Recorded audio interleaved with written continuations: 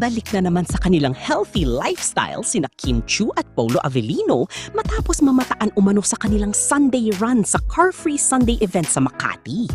Matapos ang kanilang sunod-sunod na commitments, world tour at iba't ibang events, mukhang naglaan muli ng oras ang dalawa para sa kanilang paboritong outdoor activity. Ayon sa mga nakakita, very relaxed at masaya umanong tingnan sina Kim at Paulo habang nagja-jogging. Marami ang natuwa na makita silang bumabalik sa kanilang fitness routine na matagal ng bahagi ng kanilang lifestyle. Kilala rin ng dalawa sa pagiging health conscious at madalas na paglahok sa mga running at fitness activities. Hindi rin napigilan ng fans na kiligin sa kanilang simpleng bonding moments habang nag-ehersisyo.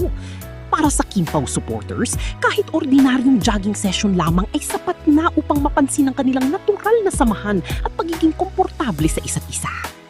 Sa gitna ng kanilang busy schedules at nalalapit na mga proyekto, kabilang na ang inaabangang kupino, masaya ang fans na makita sina Kim at Paulo na naglalaan pa rin ng oras para sa kanilang kalusugan, pahinga at mga simpleng sandali na kanilang na-enjoy ng magkasama.